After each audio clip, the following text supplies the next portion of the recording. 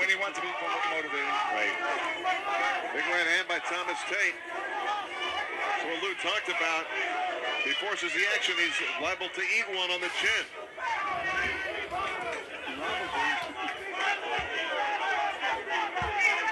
See, but Thomas is smart. Thomas is keeping right on the outside with that jab.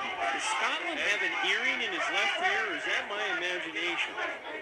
No, I don't think they would make him Must be the sweat glistening off the lobe there.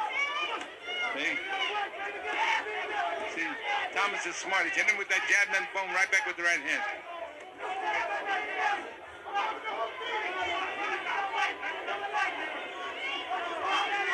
Good work by Thomas Tate in this fight, doing what he has to do to control the fight. Absolutely, that's what he's doing. I like the way he's doing. He's got an earring in his ear. He does have an earring in his ear. Which is not permitted. Good body punching by Scotland. A little bit too late. A lot of it too late. Nice right hand by Tate. A little stud in that ear. A little more stud in Thomas Tate tonight, though, than B. Scotland. Nice straight right. Another one by Thomas Tate. I think you got to give B. Scotland some credit here for hanging in against the much more experienced world-class fighter, Thomas Tate. Well, I don't think he wanted to be embarrassed in front of his hometown, even those two knockdowns. I think the best round he fought is this round here. Yeah, I agree. But the Thomas is very right out there. Hey, I can appreciate what Thomas is doing out there. You know, for being laid over for 9 months and then coming back like this here. He looked pretty good. Yeah, and he fought a kid, a young kid that's out there and looking to win. You know, I think it's a good fight. Good fight. Good fight. Thomas Tate and Batavian Scotland. And we'll be back with the decision. Welcome back to the ballroom. Larry Michael with Lou Duva and John Saraceno. Just witnessed a 10-round battle between Thomas Tate and Batavian Scotland. Thomas Tate really showing why he is a world-class fighter in his battle with B. Scotland. Well, it really was Thomas Tate's power and experience, particularly after the third round. There was this first of this, I think that may have been the second knockdown of B. Scotland. B. Scotland never really got into the fight, Lou, did he? No, I think after that was all over, he just couldn't get close enough to him, John, to make it a fight. And if he wanted to make a fight, he should have got close to him. Hey, Lou, thanks for joining us. Always a pleasure seeing you. Are you kidding? You know what a pleasure it is for me to be with Abbott and Costello? Yeah, appreciate it, Lou. Love you. You know that. I love you, baby. Okay, let's go to Pat O'Malley with the official decision. Please, ladies and gentlemen. We have a unanimous decision. Judge Chevalier scores it 98-90. Judge Waleed scores it 96-92. And Judge Campaneschi scores it 96-92. And the winner, by unanimous decision, ranked number 2 by the International Boxing Federation, Thomas Ice-T Tate. Thomas Tate victorious, a unanimous decision win over Batavian Scotland. Thomas Tate runs his record to 37-6, 26 by knockout, and he is back on the comeback trail. Thomas Tate, workmanlike performance, John Saraceno.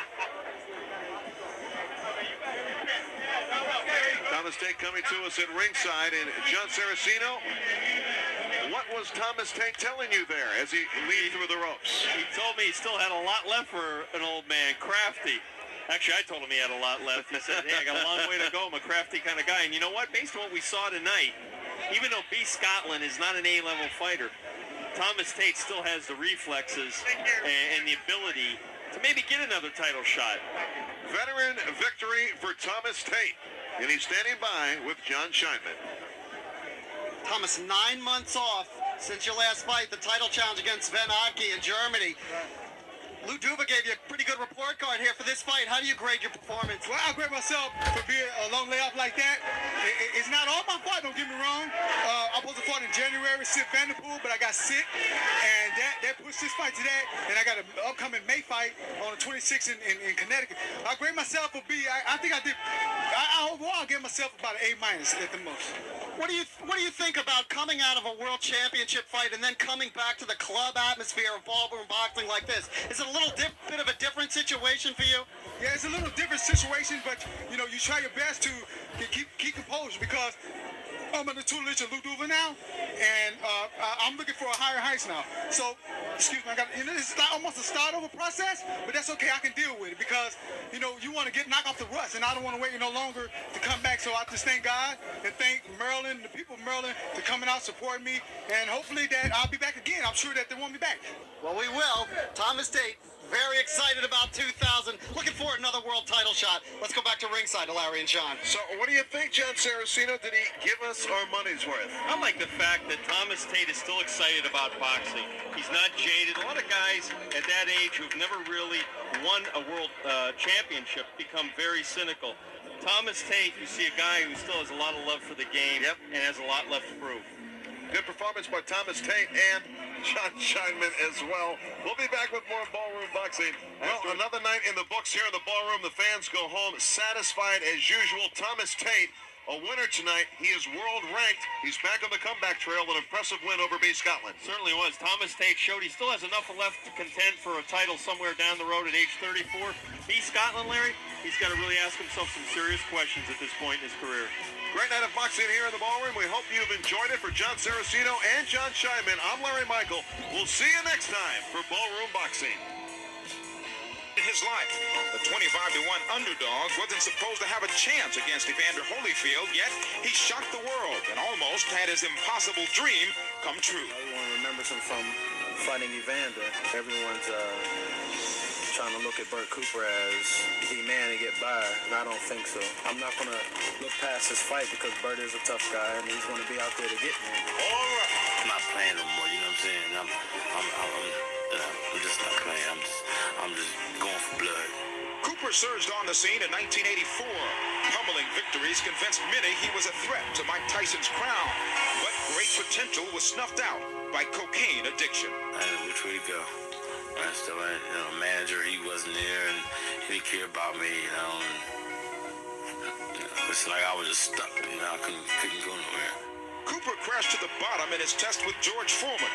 He trashed whatever promise he had left with 3 sleepless nights of wild partying before the nationally televised bout.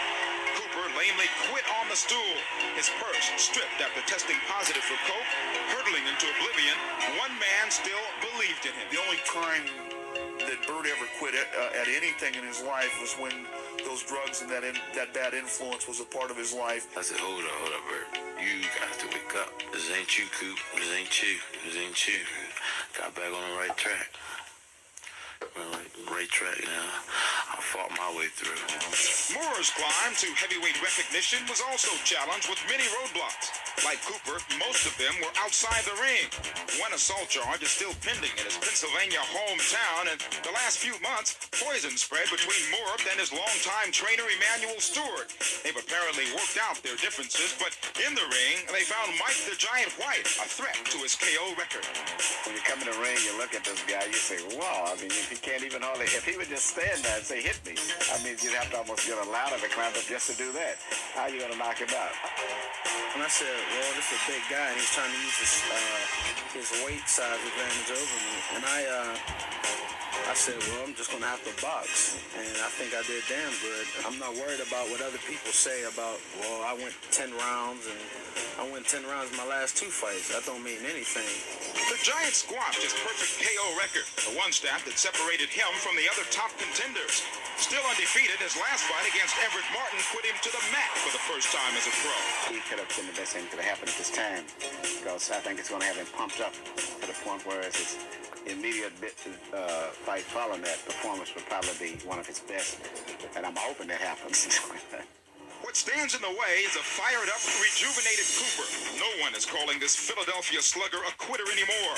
Tonight's shot for the WBO title can give final direction to a soaring up-and-down career. It is the most important fight. Everything else is yesterday, used to be, and once upon a time.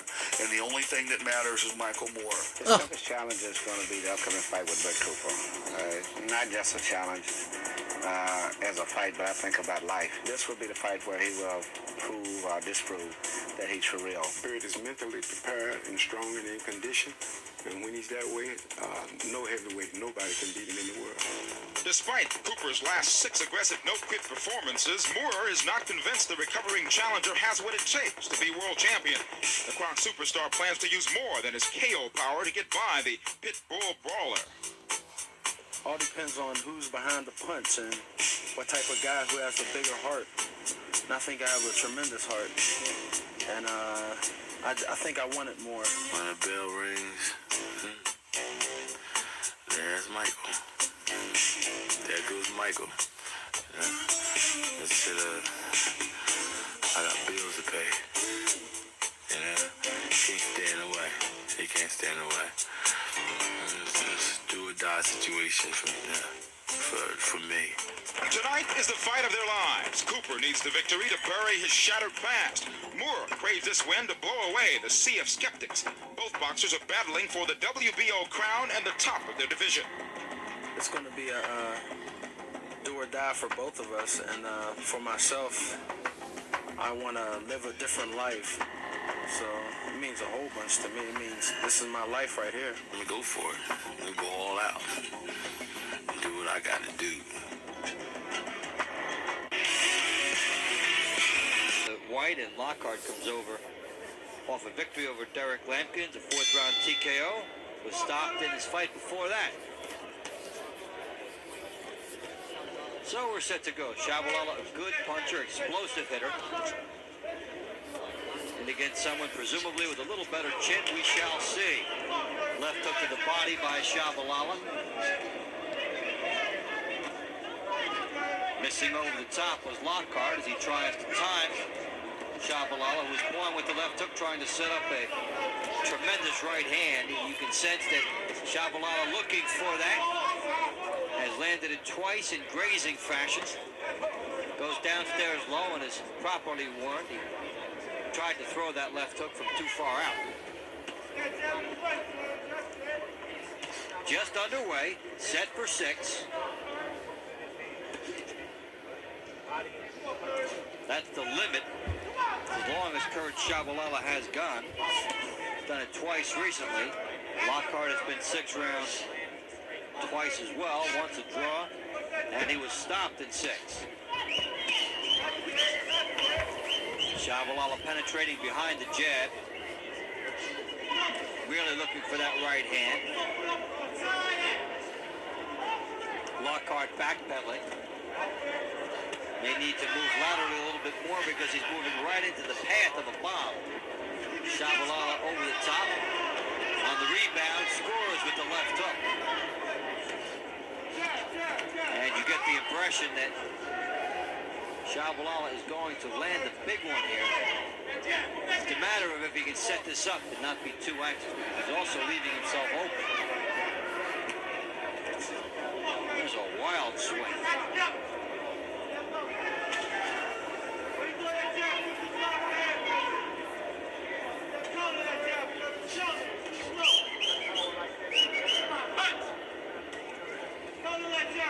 Tshabalala trying to move in behind the jab again. The long right hand bomb comes up short. He's firing it from too far out. There's a counter nicely to the body. Big left hook and down is Lockhart.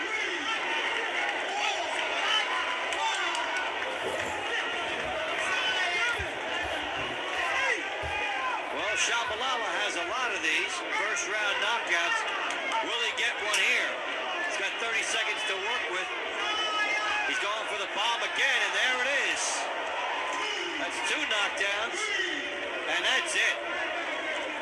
So, Kurt Tshabalala did land the big one. He landed once with the left hook, and once with the right hand. And the combination of both of those stops this bout in the waning moments of the first round. And Tshabalala, although sloppy at times with some of these punches he attempted, was able to pretty much load up from anywhere he wanted and score on Paul Lockhart. Well, this is how it looked. He'd been missing with the right hand. Misses there. But the left hook opened itself up. And on the tail end there, he puts Lockhart down. Lockhart took about 7 to get up from this. And then he would go down from a right hand moments later, and the bout wisely stopped there late in the first. Michael Buffer collects the cards. And we'll give you the official time. And while we wait for him to do that, this is what ended the bout. And watch Tshabalala just loads up, gets inside of a jab, one big right hand, and two puts Paul Lockhart to the canvas, signaling the end. Ladies and gentlemen, referee Eddie Cotton discontinues the count after the second knockdown and calls a halt to the bout at 2 minutes 43 seconds of the very first round. The winner by knockout victory, still undefeated from the new South Africa, Courage Tshabalala.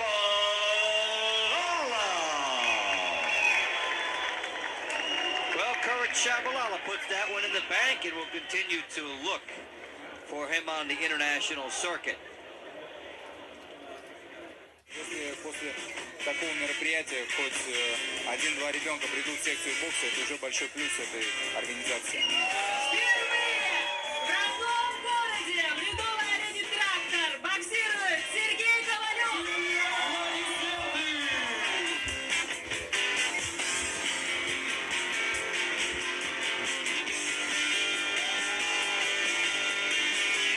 Серый, я мал с тобой, мы за тебя, победу тебе. Ну, я дома. Как чувствую, я дома. Ребят, всем огромное спасибо, кто пришел сюда. Я вас благодарю за то, что вы есть, за то, что вы следите за боксом, фанатеете боксом, занимаетесь боксом. Человек из моего города вышел в большой бокс, его показывают по большим телеканалам, он зарабатывает большие деньги. Это, конечно же, мотивирует. Мой мотиватор это там Сергей Ковалев. Давно знаю Ковалев. Хороший мальчишка, да, чувствительный, бьющий, быстрый, такой скоростной. Сильный удар и физическая мощь. Тренер даже его за это и ругал. То, что у него есть замашки Ковалева. Надо гордиться и знать своих героев.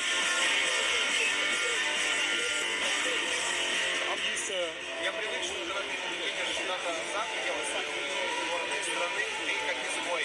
Здесь такого не было, я очень признателен.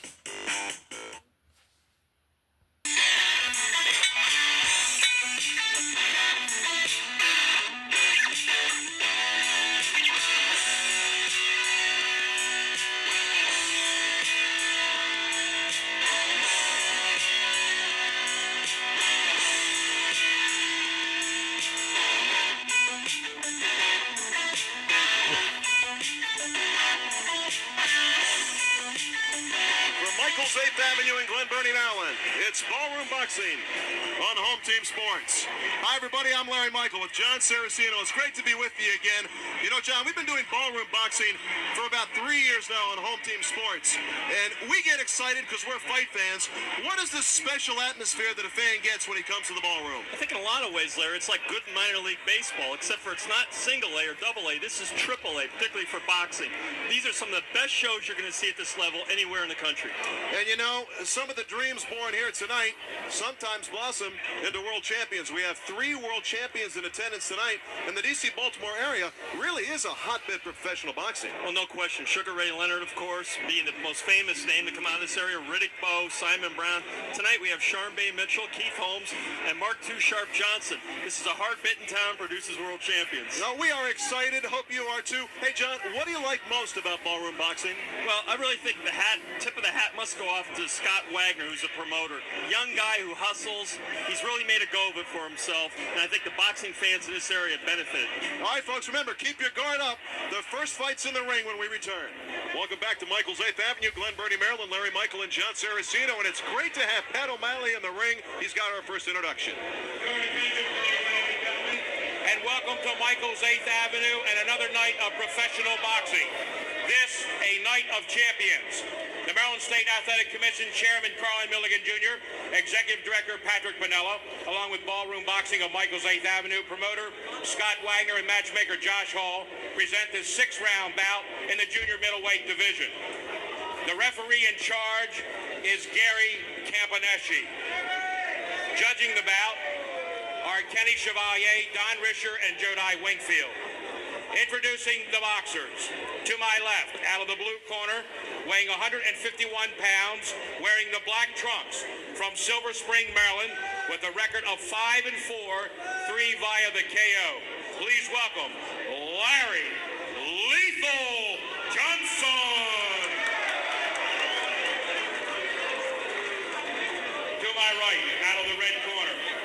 149 3/4 pounds from Baltimore, Maryland, with a record of 8-3-1, 4 by knockout. Please welcome Charles Clarke. Charles Clarke is in the ballroom. John, let's take a look at the matchup. Charles Clarke, 26 years old. Larry Johnson, the veteran, 32. The biggest disparity, of course, Charles, a half a foot shorter than Larry Johnson. Look at the disdainful look on the face of Larry Johnson, who is on the wrong end of a 3-fight knockout streak. He's been knocked out the last 3 times he's entered the ring. Last time out, March the 17th of this year. Of 95, knocked out in the first round by Aaron Mitchell. So Larry Johnson has taken some time off to try to regroup and break that 3-fight losing streak. A lot of ring rust. And you might remember Charles Clarke against Jerry Booker in a war here in the ballroom a couple months back. Well, Charles Clarke is a fighter who's known for putting a lot of rounds in. Doesn't get a lot of knockouts. Good straight right hand by Charles Clarke to get things started. I want to thank the good folks at Budweiser Beer as well as Toyota for bringing us ballroom boxing here in the ballroom at Michael's 8th Avenue. You see Larry Johnson, after a long layoff, looking in pretty good shape, John. Well, we're not going to know in the first few seconds of this opening round what kind of shape he's in, especially when he's been off that long. But certainly there's not a lot of body fat there.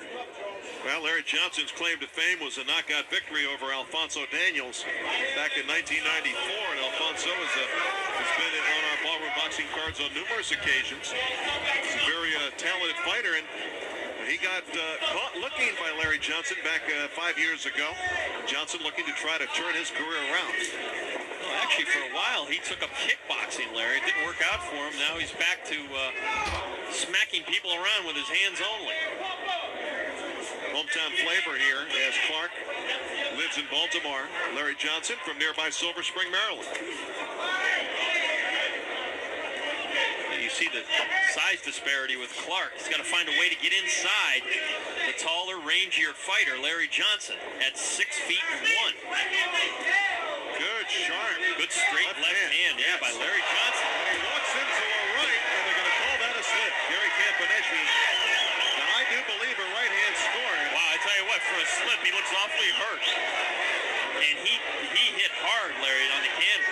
That was a straight right hand as Johnson was coming in. Clarke timed him perfectly. And you see the legs of Larry Johnson, very wobbly. That ring rust very apparent right now after that strong shot. And the lead right hand working against the southpaw. That's the best weapon to use. See, Johnson was hurt by that punch, trying to stay away. Clarke the overhand right. Misses widely with the left. Clarke's got to be careful here, not to get careless. Larry Johnson has 3 knockouts out of his 5 wins. He just shot that straight right hand again. Larry Johnson's last victory was that knockout win over Alfonso Daniels. That victory followed by 3 straight knockouts and a 4-year layoff from boxing.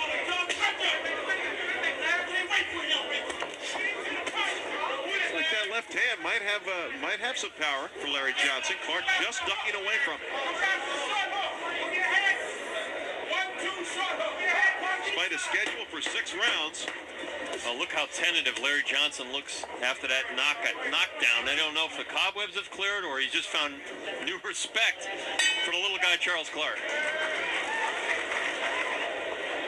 Welcome back to Ballroom Boxing on Home Team Sports. Let's take a look, John, at the slip, as it was called. You know what? The right hand went right over his left shoulder. Good call by Gary Campaneschi. He might have run into the shoulder of Clarke, but certainly the slip was the proper call. Yep, good call by the referee. Slip did shake up Johnson, though. You got to remind me what I said. He did look a lot wobbly. He looked very wobbly, John. Getting up well, it's possible. Yeah, well, the way he hit the canvas maybe jarred his skull. Left hand there by Larry Johnson. Trying to use that reach advantage. He's got a 4.5-inch reach advantage.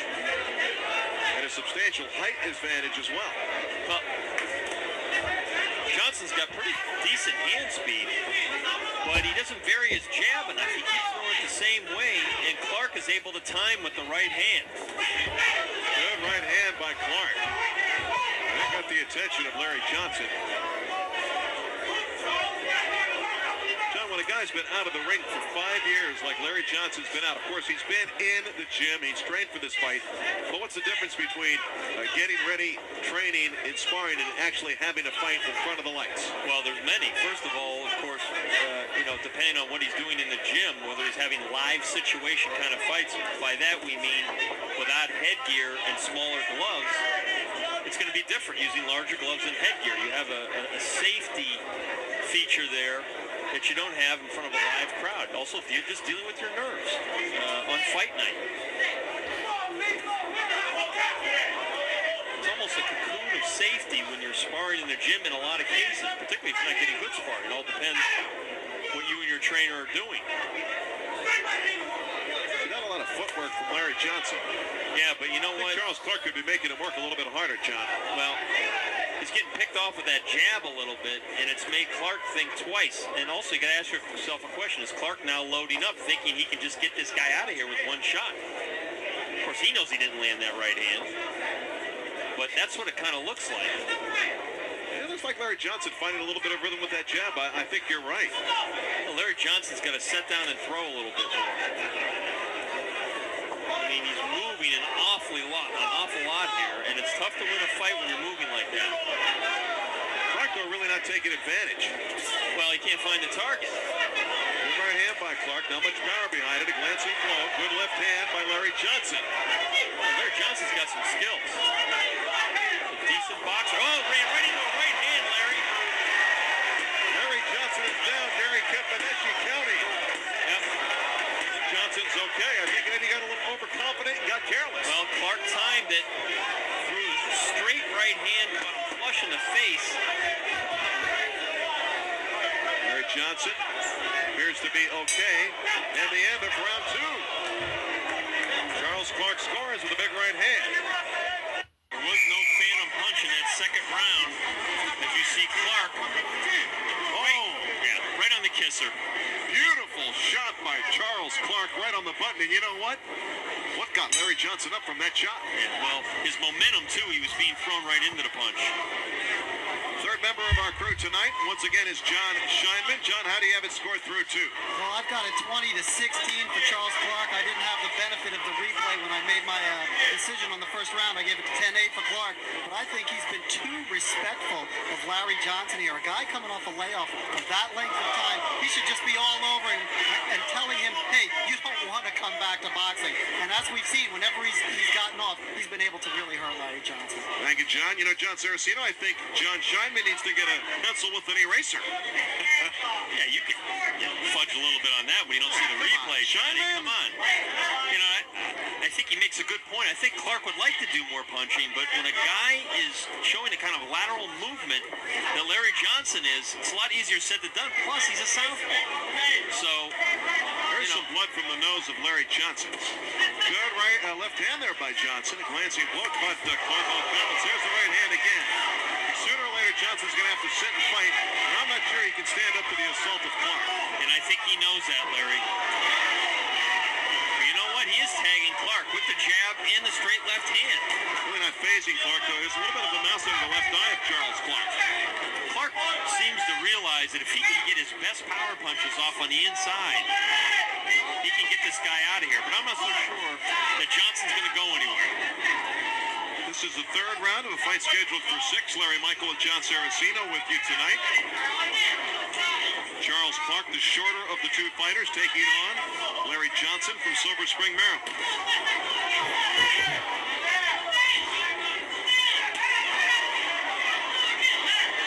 Thumping left hand by Johnson off the gloves of Charles Clarke. He continues the aggressive onslaught.